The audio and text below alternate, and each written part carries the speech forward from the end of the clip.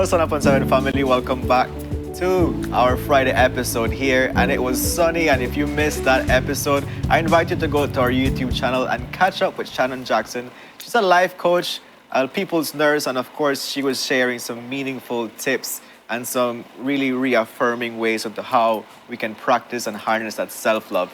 So go out there and tune into YouTube.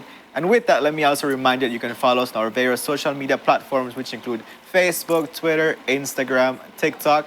So there's more than one platform where you can interact with us. Please share it within your network, and let's get this community growing. It's time for our second conversation. Let's get an update from London with Katie Usher, who has completed her in-residence at Gasworks. We'd had her when she was just getting warmed up for what's going to be happening. And of course, she's been successful. So let's hear our updates from our dear Katie Usher. Hey, Katie, good morning. It's good to see you. Look at you. Good morning. Good to see you too. You're sunshine yourself in London. How are you? Great. I'm doing great. I'm on my last 6 days, ready to go home. Wow. Oh, you're ready to go home? Yeah. You want Belize and sunshine, don't you? Listen, yes, I miss it. I miss it so much. Wow. We miss you too, and we are so excited for this conversation because we love a good update. We love a good shush, wally details, wally juice. Yes. So tell us, Honey Bun, what's been happening on the scene? What's the scoop? Well, last weekend we had our open studios. So we had people come and see what we've been doing over the 10 weeks of residency. This is the 11th week. And it was very exciting. I got to talk to people about what I've been doing, interacting with this neighborhood, London, borough of Lambeth. And also very exciting, on Sunday, I had a conversation with a Jamaican British artist, Joy Gregory, who does amazing work.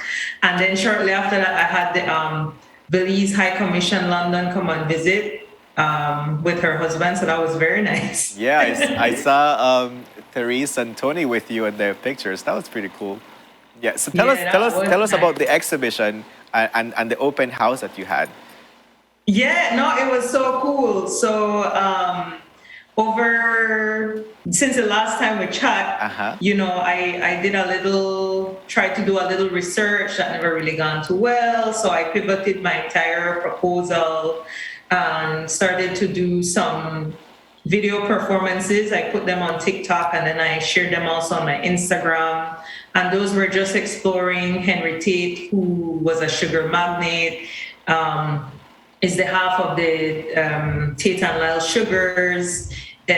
Also, at one point, Tate and Lyle Sugars purchased the Corozal Sugar Factory that wasn't located in Libertad. Right.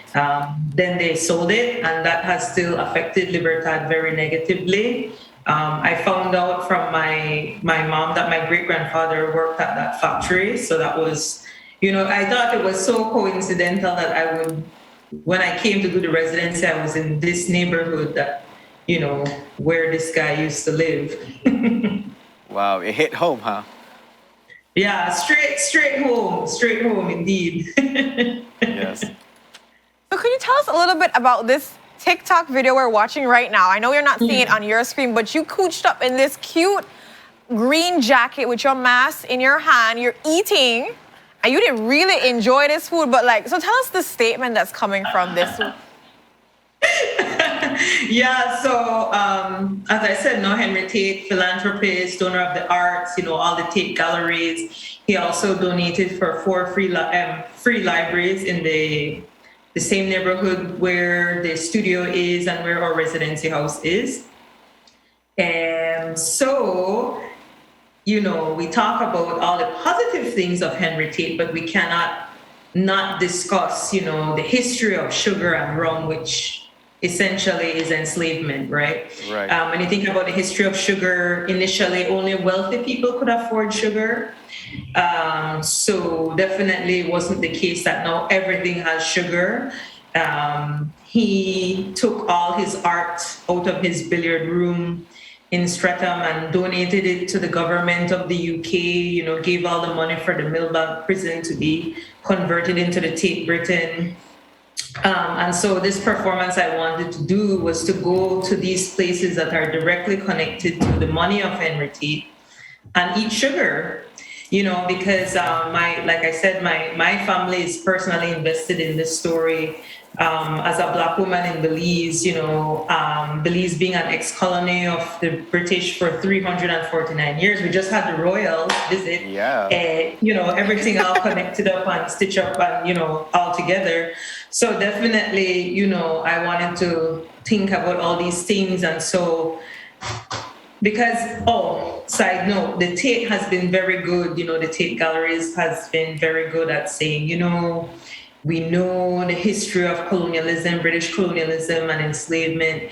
We know that sugar is enslavement, colonialism, and everything else. But Henry Tate, who is the namesake of these galleries, was not involved because by the time the abolition of slavery in 1807, he was only 13 or 14.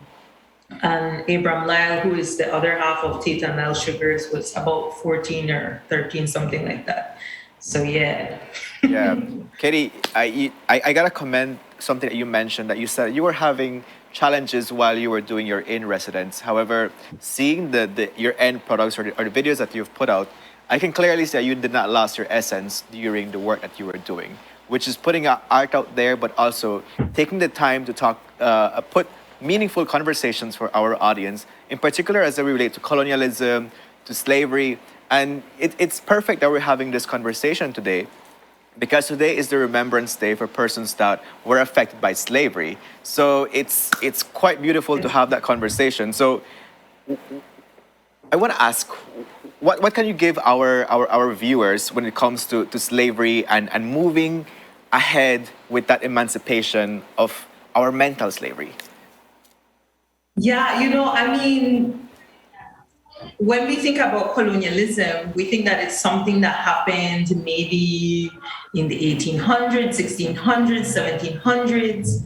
But the fact that we had royals, like the British monarchy, in the Caribbean, like a couple days ago, says that colonialism is very current and it's very now. We're still processing colonialism, we're still living it.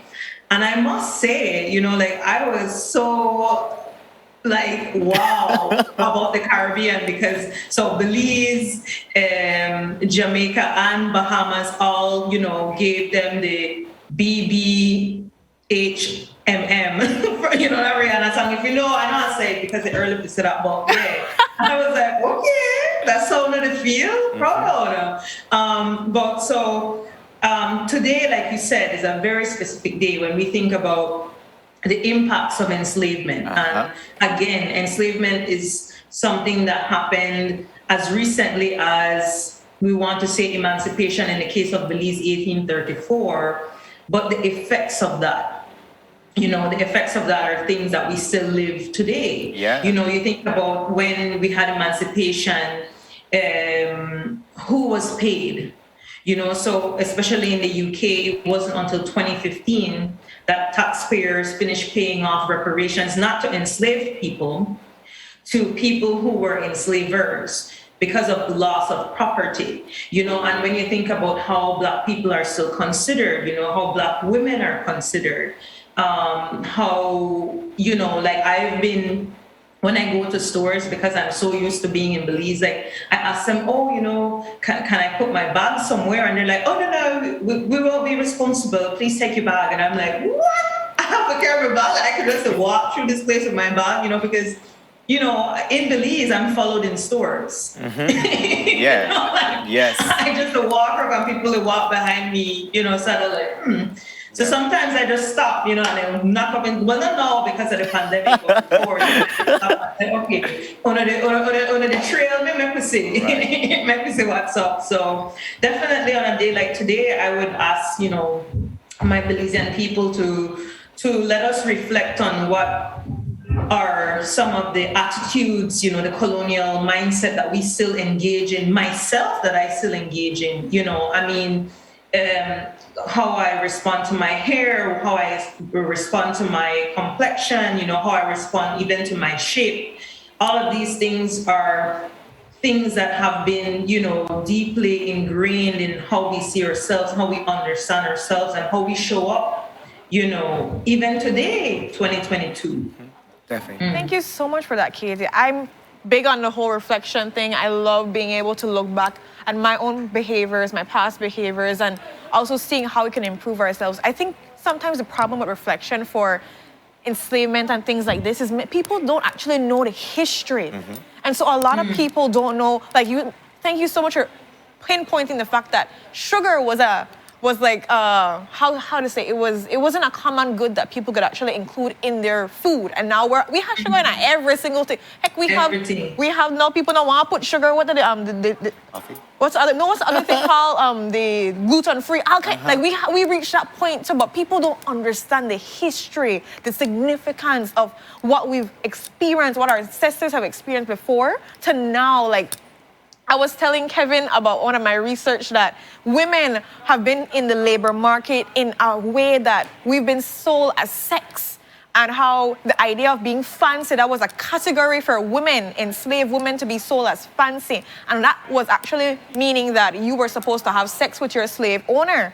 And so that was how you were going to be sold. Once you were considered fancy, it's because of your appearance, you were fancy enough to be sold as sex. And people don't know those stories. They don't understand the significance. So when we use the word fancy, you're like, wow, I remember this category. But you can't remember these things if you don't understand the history behind the struggle, the pain, the turmoil, the fights that we had to go through to get to the place where we can vote now, where women can be included, that we're seen more than just domestic, that men are not always on the sugar plantation, they bust their back in at the hot sweat and all these things. I feel like I really would want our public to just take a minute, more than just reflecting, but go and research one thing. Like one thing, and something that you maybe see as important to you. Find out about what it's been told, the story has been told in history, and see how it, pinpoints and connects to slavery, and see where you can be able to say, wow, I didn't know that. I want to change my perspective, or I want to go deeper.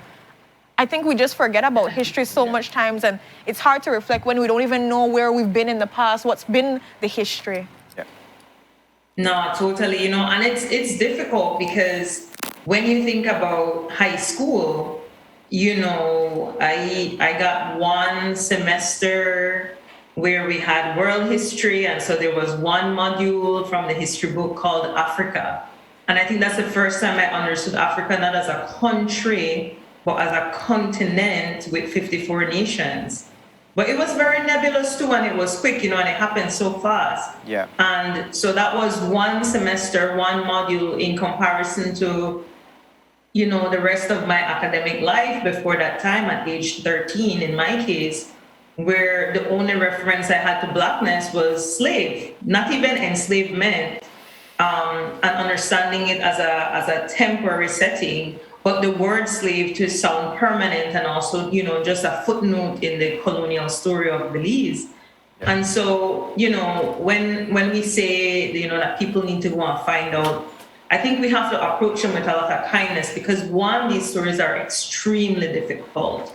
They're very painful. There have not been any kind of reparations, whether it's emotional reparations, financial reparations, mental reparations, because all those centuries of destruction has impact, and Definitely. those things pass down. Yep. Psychiatrists and psychologists have found how these traumas pass down, genetically through generations. So it's like we have to give a lot of kindness to people, and these things don't happen, like tomorrow. Yeah. Yes. And also I have to understand that where I did, my understanding as a Black person, and my, trying to find out more about our history is not where everybody will be. Yeah. And I have to respect that. I can't just come to people and be like, oh, well, how you don't try to find out what they going to do and this, are you supposed to know? That the main thing I'd say, we have to let go of. You supposed to know. Stop to tell people you're supposed to know, because we know what the education system is like. Yeah. We know what societies are like. Oh, that's me and my friend Renee. Yes, we love it. I met on Belize Twitter, and then I finally met in real life. Yeah. Katie, thank you so much for giving us this briefing about what your in residence was like, and the work that you're putting out there. And of course, it's always an enlightening conversation with you, because as you rightly said, we cannot expect people to know. So by having this conversation with you, we're able to enlighten people's minds and see, what kind of things we had normalized and we need to like unlearn. So we hope that you continue making the best of your next 6 days in London, and we look forward to having you back in Belize. What's next for you? Let us know. Oh my God, sorry, I am so distracted. Gonna have a scroll that mean. Shop your Galaxy devices. Easy. Not a thing happened since the last time I come out. Yeah, I mean, we keep on getting better. We're like 8 months in the show, so it only gets better from here. Katie, that was the same reaction I had, but the same reaction I had, like, oh my gosh, we have a scroll? Yeah. What is that? Put out the wind, watch the day, the time. We got weather. The weather. It gets better. Oh, I love that. Also, Una looks so cute this morning. Thank you. Dressed really nicely and, hair do one thing and, that's wonderful. We're feeling fabulous. What's next is, try tidy up everything and try stay home so I could pass my PCR test. I guess that's still a thing. So I could fly home. All right. And definitely, just go home and, there's a group of Caribbean, Miami-based artists. Some of them are in Miami, some of them are in the Caribbean too that will visit, Diaspora Vibe, visual art incubator. Okay. I know I got that wrong, right? But it's an amazing program. So they're gonna come and visit and they'll be going to all the places while they're there. So definitely I want to be a part of that. Yeah, and bring them to the show. Bring them to the show. Yes. That would be great. The invitation is open. Yeah. That would be good. And as again, Channel 7, Sun Up, thank you, all of you, so much for giving me this opportunity to share my work and, throughout the entirety. I can't even say that word, but you know what I try. So We do. I understand that struggle, trust me. Yes. Katie, thank you so much. Thank you so much for being with us. Or whatever. Yeah. Channel 7 has been really supportive of my practice and I am so grateful. I will never done the Tankuna. I never Tankuna enough. So yeah, thanks so much. Yeah, it's a hand wash hand kind of thing. We learn from you and hand wash face. Yes, right? yes, that's how it is. With the wash your whole body, the way we're gonna be so clean people. Yes. Love it for us. Katie, thank you so much for today. Necessary in a pandemic. Very necessary. Very true. Very true. But thank you so much, Katie. And you know what? Girls, stay COVID free so you can be catching that flight and not the feelings to reach in to Belize and get your rice and beans and your fried jack and your meat pie and everything that we have to offer. So we look forward to that and traveling. Why would you do that now? I am so hungry. Like, why would you say all these nice things and then cut Zoom? Ouch. You can go dream about it now, Chica. Go dream about it. Don't worry about it. But thank you again, Kate, for being here. You have an amazing night over there. What time? Yes, it's night. No, it's 1:43 p.m. So they're like almost lunchtime. Enjoy your lunch. Enjoy your afternoon. Well, go daydream about the nice food I talk about. I want to eat it in your Anna. I got your back here. Thank you. You are too kind. Please smile when you do. I will. And so with that, we go to our next commercial break. And when we are back, we're going to be talking about the sleeping giant and what's happening with the Belize Pantheon Fantastic. Stay tuned for that exciting conversation. We'll be right back.